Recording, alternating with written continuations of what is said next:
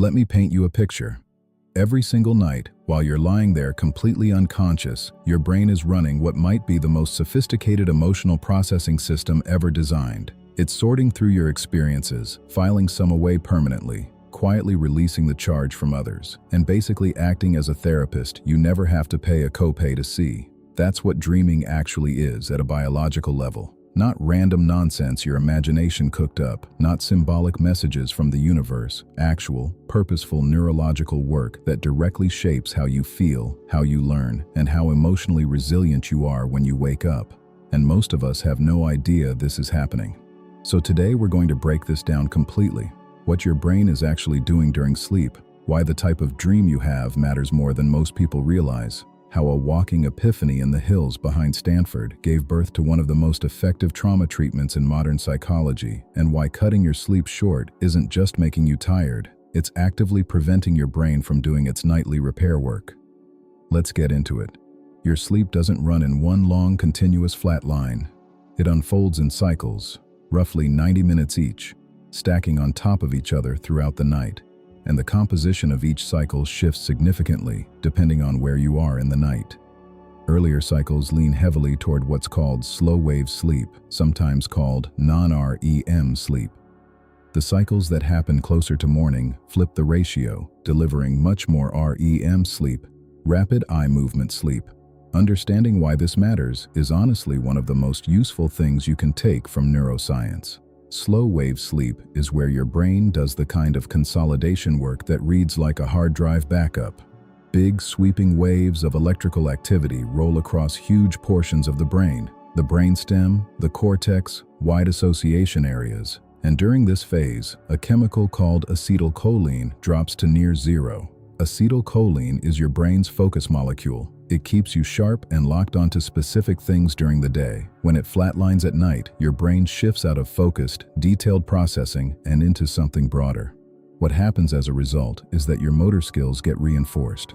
Any physical coordination you worked on during the day, a new exercise pattern, the footwork for a sport, learning to play an instrument, anything that involves your body doing something with precision, gets replayed and strengthened in slow-wave sleep. Same goes for detailed factual information. Studies where people were deliberately deprived of slow-wave sleep showed a sharp drop in their ability to recall specific, rule-based information afterward. The brain essentially never got the memo. This is worth sitting with for a second if you're an athlete or someone who works with physical skills. The data suggests that the motor learning you're chasing in practice is largely consolidated in the first half of your night's sleep. So going to bed late and waking up early before a competition might cost you less than you think performance-wise if you've already locked in the training. But chronically shortchanging the early part of the night is a very different story. That's where the physical memory lives. Now here's where things get genuinely wild. REM sleep, the kind that dominates the second half of your night, the sleep where your eyes dart around beneath your closed lids, operates on a completely different set of rules. And honestly, once you understand those rules, you start to see sleep as something far more profound than rest. During REM sleep, two neurochemicals that are present almost every other moment of your existence essentially vanish. Serotonin drops to near zero, and epinephrine, what most Americans know as adrenaline, goes to virtually nothing. That second one is the critical piece. Epinephrine is the chemical signature of fear and anxiety. It's what floods your body when something alarming happens.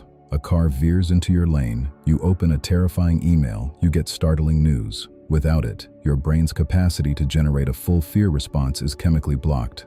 And yet, during REM sleep, you are hallucinating. Your body is completely paralyzed, your eyes are moving, and you are experiencing vivid, emotionally textured scenes, memories, distortions of memories, strange fusions of people and places and events. But here's the thing. The chemicals that would make those experiences feel genuinely terrifying, absent, gone. Think about what that creates. You're essentially replaying emotionally charged experiences, things that stressed you out, scared you, hurt you, in a neurochemical environment where you physically cannot generate the full panic response. Your brain is rehearsing the emotion without the full physiological cost. It's like a fire drill, where your nervous system practices responding to the scenario without the building actually being on fire. And over time, with enough cycles of this, the emotional intensity attached to those memories starts to fade.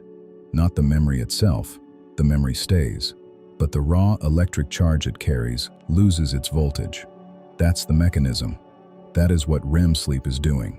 And once you understand that, the pattern of what happens when people don't get enough of it stops being mysterious. Studies on REM deprivation consistently show the same thing. People become emotionally dysregulated. Small inconveniences feel catastrophic. Irritability spikes. The ability to place things in proper context collapses. Researchers at MIT and elsewhere have also found that REM sleep supports the replay of spatial and relational information. Where you were, who you were with, how things connected to each other, helping your brain assign appropriate meaning to experiences rather than bleeding that meaning into everything around it. When that process breaks down from lack of REM sleep, your brain starts drawing connections where they don't belong. Everything feels relevant. Everything feels threatening. It's not a personality flaw. It's a biology problem. This all becomes even more fascinating when you look at what modern clinical psychology figured out, somewhat accidentally, about treating trauma. In the late 1980s, a psychologist named Francine Shapiro was walking through a wooded area near Stanford, California, when she noticed something odd. She was mentally revisiting a distressing personal memory, the kind that tends to feel weighty and oppressive when you sit still with it.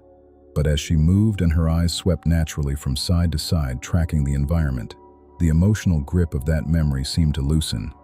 It didn't disappear, but it felt more manageable, less suffocating. She took that observation into clinical practice.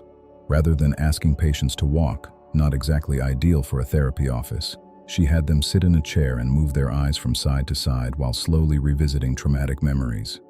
This became EMDR, eye movement desensitization and reprocessing, and for years it was controversial.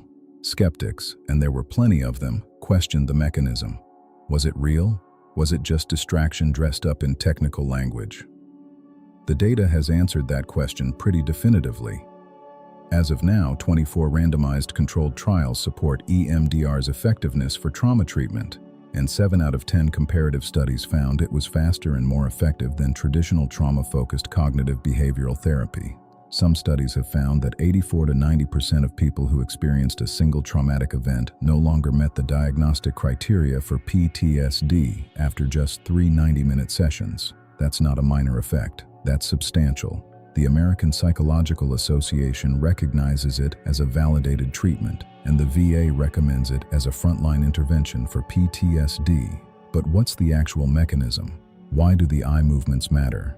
Research now shows that lateralized eye movements, side to side, not up and down, suppress activity in the amygdala, the brain region centrally involved in threat detection, fear response, and anxiety processing.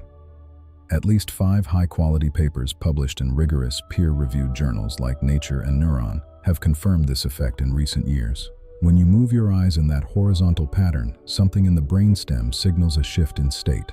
Arousal decreases, the amygdala quiets, and in that window of reduced threat signaling, the brain can revisit the traumatic memory without it re-traumatizing you in the process.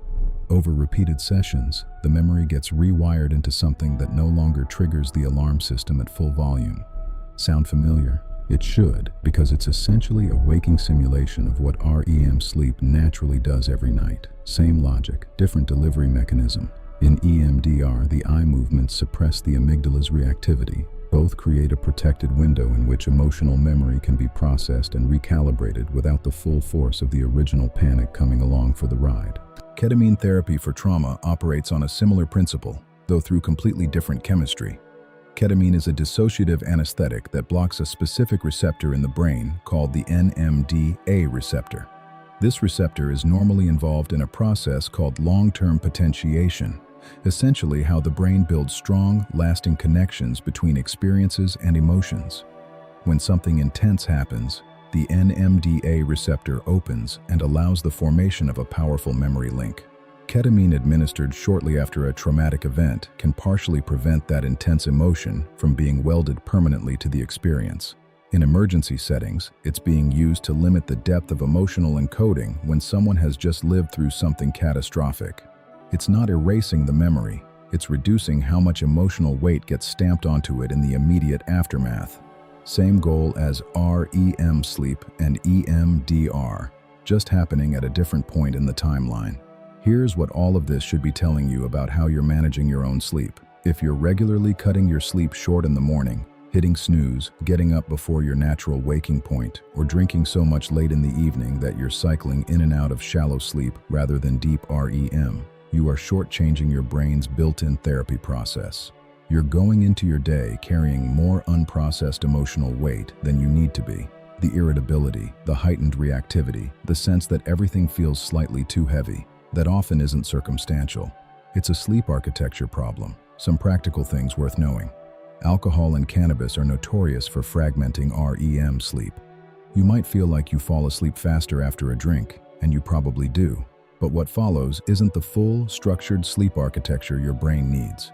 REM gets suppressed, particularly in the early portion of the night, which then throws off the whole sequencing. Sleep consistency, it turns out, matters almost as much as total hours. A Harvard study found that people who maintained a consistent sleep duration, even if it was 6 hours every single night, performed better on learning measures than people whose sleep varied significantly from night to night, even when the latter group averaged more total sleep. 17% reduction in cognitive performance for every hour of variation. Consistency in the timing of your sleep might matter as much as the length. If you want more slow-wave sleep, the motor learning, skill consolidation kind, resistance training appears to be one of the most reliable ways to increase it. Strength training during the day enhances growth hormone release during the early sleep cycles, which amplifies the proportion of slow-wave sleep. That's a meaningful tool if you're actively trying to improve at a physical skill. For REM sleep, the main advice is negative. Stop doing the things that reduce it. Late alcohol, inconsistent bedtimes, and cutting sleep too short in the morning are the biggest culprits. And here's something I personally find grounding when I think about this topic. You are not passively resting when you sleep. You are actively healing. You are running a sophisticated emotional sorting and repair process that took millions of years of evolution to develop. Every morning you wake up after a full night of quality sleep, you're coming out the other side of something meaningful. Your brain has done work. It has loosened some knots, filed some things away, and reduced the electrical charge on memories that were starting to weigh you down. That's not magic. That's biology, and it's available to you every single night. You just have to let it run. Before we wrap up, here's our challenge for this episode. Keep a simple sleep log for 1 week. Write down what time you went to sleep, what time you woke up, and rate your emotional baseline the next morning on a scale of 1 to 10. Do this 7 days in a row and look for the pattern. We'd genuinely love to know what you find. Drop your observations in the comments below. And while you're down there, hit subscribe if you want more of this. Every week we go deep on the science of how your brain actually works, because understanding the mechanism is how you take back control. The comment section on this one might be our best yet. I'm expecting some genuinely interesting observations from you. Growth is not accidental, it's intentional. If you're ready to build a better version of yourself, welcome. Stay tuned.